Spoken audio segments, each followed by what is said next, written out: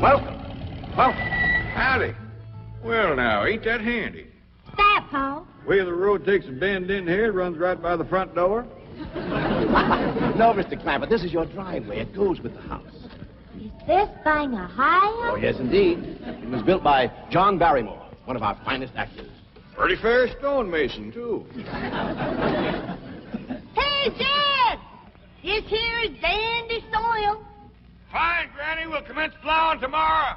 But this is Beverly Hills. Dirt is dirt. Yes, I know, but why don't we look around inside, eh?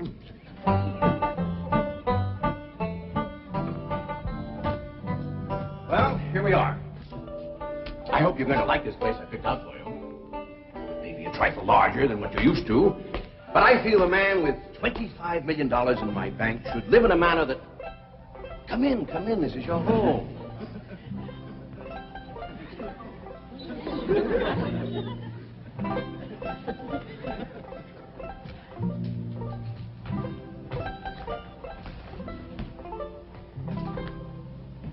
As I say, it may be a bit more than you're used to, but I'm sure you'll be comfortable.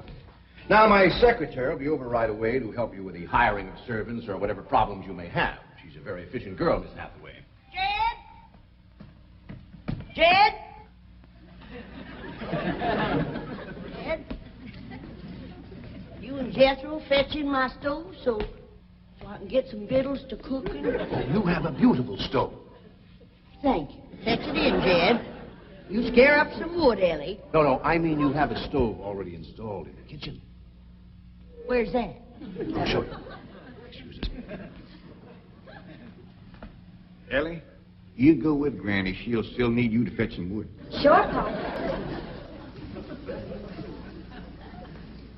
Uncle Jed, guess what? There's a whole nother house up here. Jethro, come down from there. Like as not that belongs to somebody else. This is your kitchen. Oh, and here's the stove. The last word in food preparation. And speaking of food, you'll find everything you could possibly want stored right in here. See? Huh? Well, I'll leave you ladies to your culinary delights. Au revoir. Bon appetit. Talks gibberish. You said a great deal of store in this here stove, Granny. Well, we'll see. Ellie, you run out and fetch some wood. I'll get a fire to going in here and we'll see. Jethro, I hope it's all right for you to be missing school. Oh, sure, Uncle Jed. They ain't straight in the 5th grade. You in the 5th grade already? Starting this year. It don't seem like no time at all since I went with your ma to get you started in the 1st grade. You was 6 years old. No bigger than that. We drove clean over to Oxford so you could go to the same school your pa went to. You wouldn't know that town today, Uncle Jed. Oxford? Yes, sir. Well, that town has growed and growed and spread out and built up and just kept getting bigger and bigger. Where today, why, I bet you there must be at least 3 or 4 dozen people living there. A place like that's all right to visit, but I wouldn't want to live there. Do you have any assistance? No, thank you, Mr. Drysdale. We were just talking about Jethro here getting back to school. Oh, well, we have some excellent educational facilities out here, Mr. Clampett. Where do you go to school, Jethro? Oxford. Yeah, you see, Jethro's ma, that's my cousin Pearl. She married an Oxford man, so naturally Jethro, he goes to school there, too. I'm the champion crawdad eater. At Oxford? Jethro put away 3 buckets of crawdads. 4.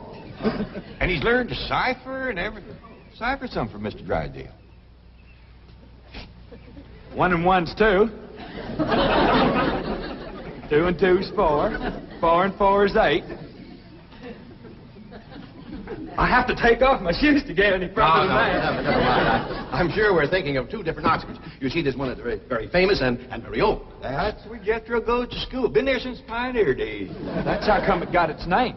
It's where the oxen used to ford the river. So folks took to calling it Oxen Ford, and later on it got shortened to Oxford. Well, I'll be running. Oh, by the way, here are your keys. My secretary should be over very soon. Well, thank you very much, Mr. Drysdale, for everything you've been doing for us. Oh, it's my pleasure, Mr. Clavitt. You see, I'm not only your banker, I'm your next-door neighbor. Well, say, now ain't that nice? Well, now, why don't you bring your missus over tonight for supper, and I'll have Granny womp up a mess of grits and hog jowl. Well, you see, right now my wife is in Boston. Oh, that's too bad. When'll she be back? Not too soon, fortunately. I'll see you later. Well, thank you, Mr. Drysdale. So long. Uncle Jed, you reckon one of these days I can have me a little bitty old taste of Granny's moonshine? Now, Jethro, you know the family rule about Granny's moonshine? You get your first taste on your wedding day and not before. Well, Uncle Jed, that might be an awful long time. I ain't even got me no sweetheart. How come? Well, back home, every time I get me a girl, one of them there big fellas would take her right away from me. Maybe out here in Beverly Hills. Paul, could I please have the axe? I gotta split some wood for Granny. Fetch it, Jethro. Ain't this place got a wood pile? Not that I can find. But I found a whole row of black old dead tree trunks, pretty near as high as this height. Is it kind of big for you to tackle? Well, shucks, no, Paul. They're only this big around, and all trimmed and topped and strung together with the black rope, so as no matter which one you cut, the others keep it from falling. Somebody had a right smart idea there. Just the same, I think I'd rather have Jethro do the cutting. Oh, Paul, let me. Ah, cutting trees and chopping logs ain't no work for a girl. I'm just as strong as Jethro. You ain't neither. I am so. You ain't neither. I am so, too. You want to wrestle? Darn too. Now, here. That ain't no fair fight. Somebody's gonna get hurt. Now, yeah, you see, you're getting too rough. Jethro. A person can get crippled from a hold like that. Get up from there. I can't, Uncle Jed. You turn him loose and get up from there before I take the strap to the boot. Now, here, you get out there and chop down one of them tree trunks and saw Granny some nice logs. Yes, sir, Uncle Jed. Could have whooped you if you hadn't tripped me. Hey, come back here and sit down. I want to talk to you. Whooped him fair and square, and I'll do it again. You won't. That's what I want to talk to you about. Ellie Mae, you're getting too big to wrestle with boys. I ain't as big as Jethro. Big that way, I mean, growed up. You're a young lady now.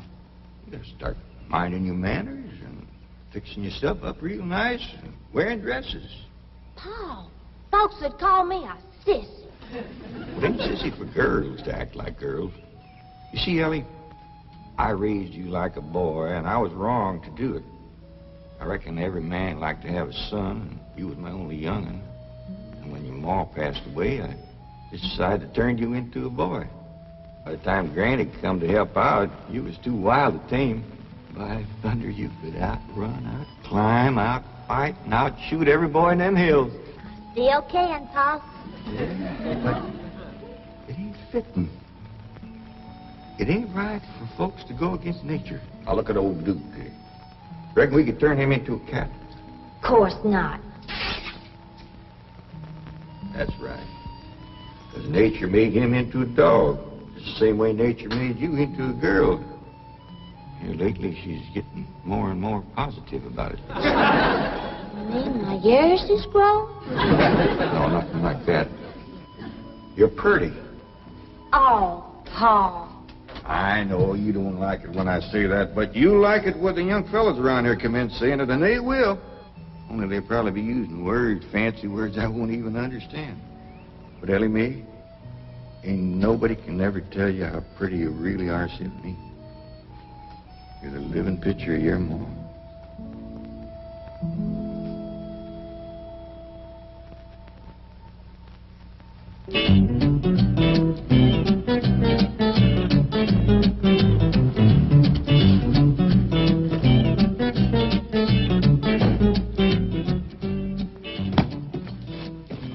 You still here? here? I thought you were going up to the Clampett estate. I didn't think it prudent for us both to be absent simultaneously. In the event of crises... The only crises you have to worry about right now is keeping Mr. J.D. Clampett happy. Now get up there. Tell me, how did you like the flamingos?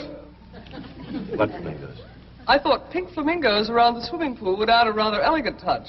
Mr. Clampett is not a man educated to elegance. That will take time. Right now, there are more pressing problems. Of course, getting settled, the servant problem. Well, whatever they are, just get up there and solve them. Now, J.D. Clampett is this bank's largest depositor, and I'm making his satisfaction your responsibility. I accept the mantle of responsibility with which you have cloaked my shoulders. And I shall so conduct myself that if this great financial institution shall last 1,000 years, people will still say, this was their finest hour. Handy wood, all right. Got a lot of pitch and tar in it. Ought to burn real good. Yeah. That flimsy grate holds up. Granny, this is top of that tree trunk. You want I should split it up too? No, just leave it outside. Yes, sir. This place ain't even got a wood box. Yeah, folks don't need much wood out here. Remember what Pearl says? It don't get cold. Yeah, I remember. It might not get cold in the day, but it sure freezes solid at night. How you know? I'll show you how I know. Every bit of food in this here storage bin is frozen harder than a rock. Yes. Look.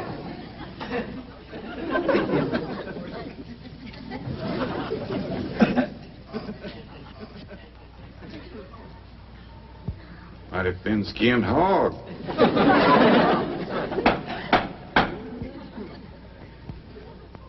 But I'll be doggone.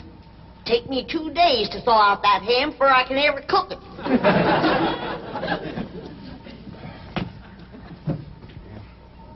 People ought to know better than store food up against the north wall. Tomorrow we'll dig us a root cellar and we put all this stuff in it. Jethro, go on out there and catch us a chicken. Okay, Uncle Jay. How you know we got chicken?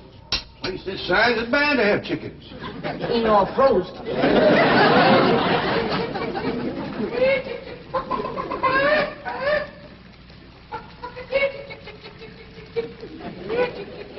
Chick, chick, chick, chick, chick, chick, chick.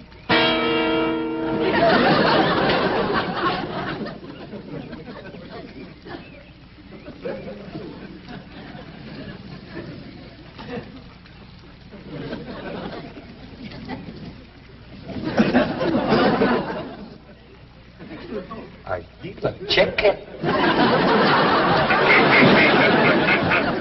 Here's that bucket. You want it? You take it, Ellie. See if you can find a creek. I gotta have some water. You know a pump on this place? It ain't even got a well.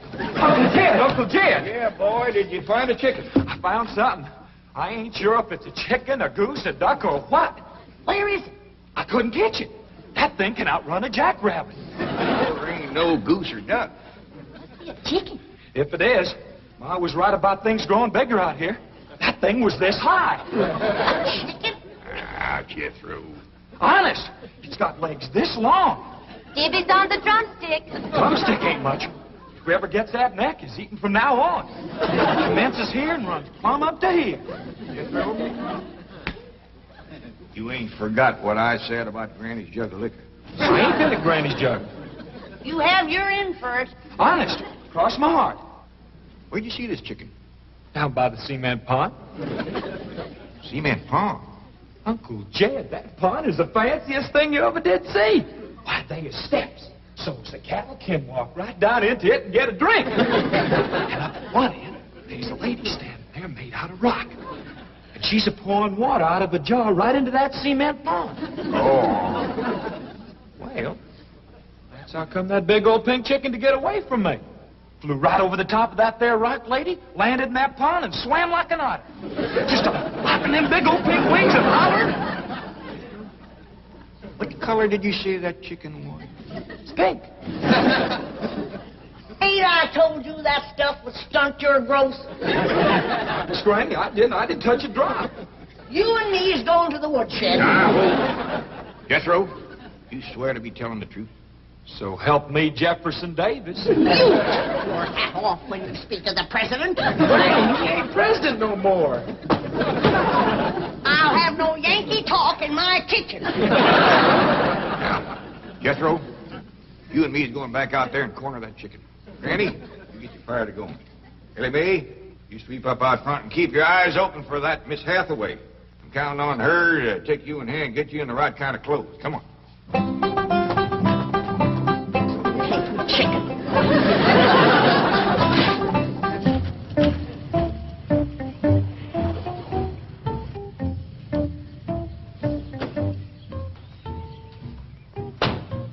You there, young man? I ain't a young man, but I sure do thank you for thinking so. Good heavens, you're a girl. Yeah. I'm Jane Hathaway, executive secretary to Mr. Drysdale. And you, I take it, are a domestic of some sort? Cleaning girl, housemaid?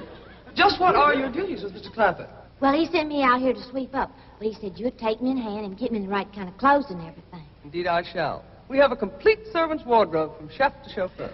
Come with me. What in the name of Thomas Chippendale is this? Has Mr. Clampett seen this disgraceful and unsightly mound of debris? Oh, yes, ma'am. This is all his. Oh, what charming antiques. Just like you said, Jethro. Rock lady pouring water into a cement pond. Yes, sir. And over there's where I seen that great big pink chicken. Only thing is, it don't sound like a chicken. It makes a kind of hollering noise.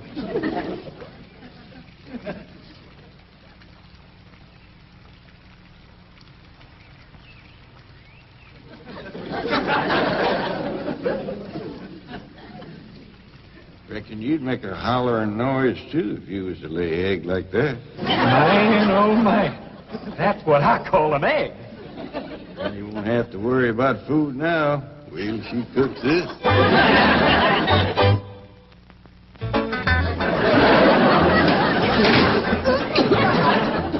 That flame city stove don't draw worth nothing. Granny, look at this egg. What's all the smoke? Stove don't work. Probably just a stuffed-up flue. Ain't got a flue. Ain't even got a stovepipe. Well, I'll get the shovel and a hoe and rake it out of there. Here, you keep this egg.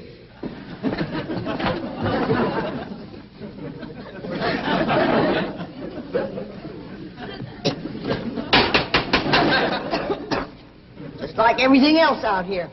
Froze solid.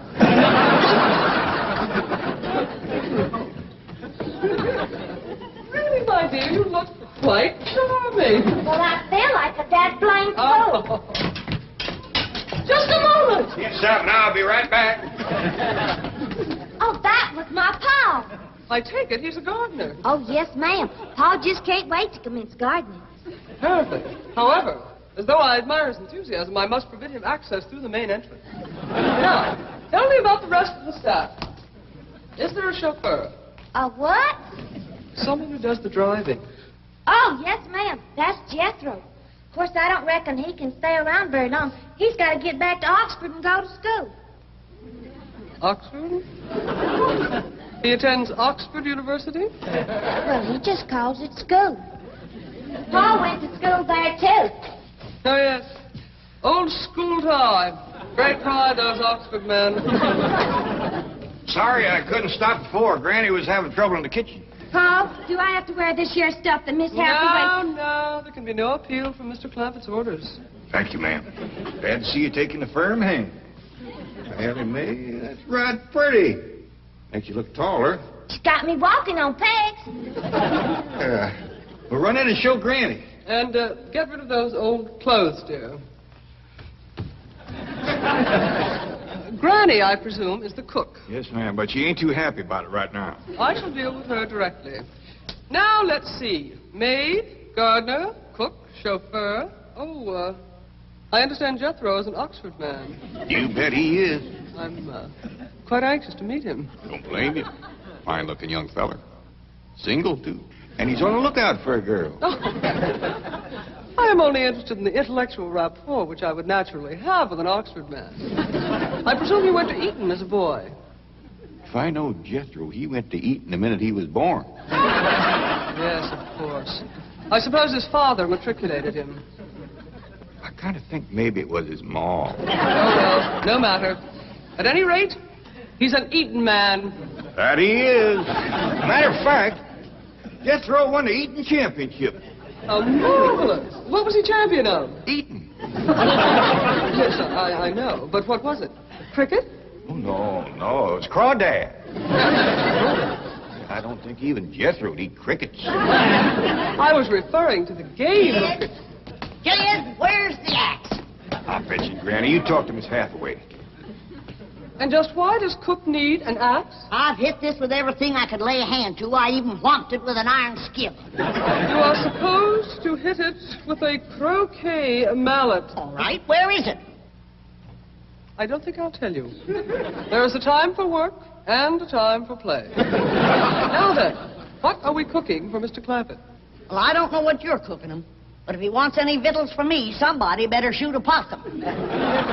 Possum? You got a better idea? But of course, a nice big fluffy souffle. All right. You shoot it and you skin it. You don't even know what a souffle is. What kind of a cook are you?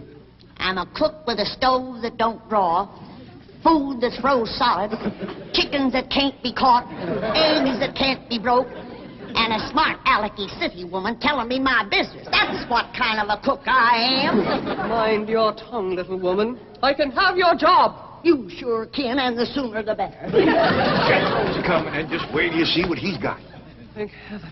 Now I can have an intelligent conversation. Look, Granny, I caught that big chicken. I hope it ain't as tough as its eggs. That is a flamingo. Oh, no, ma'am. That's my nephew, Jethro. Jethro, say hello to Miss Hathaway. Howdy, ma'am.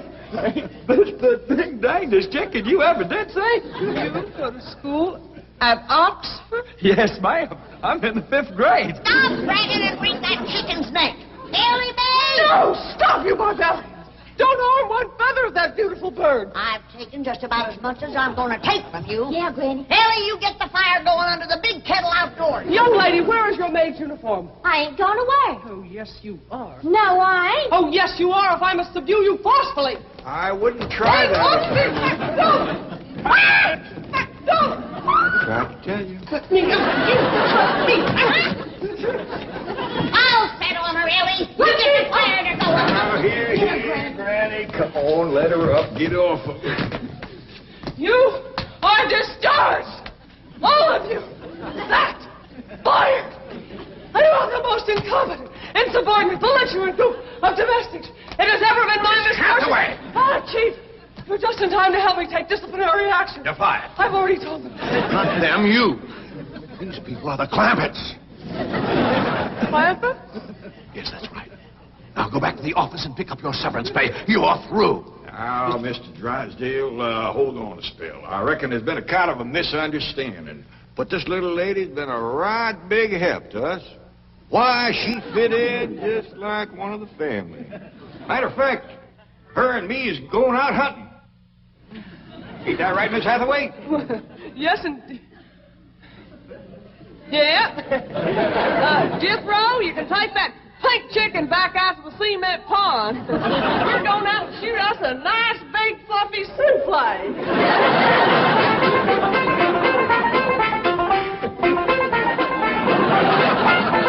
Fit in just like one of the family. Matter of fact, her and me is going out hunting. Ain't that right, Miss Hathaway? Yes, indeed. Yeah. Jethro, you can take that pink chicken back out to the cement pond. We're going out and shoot us a nice big fluffy souffle.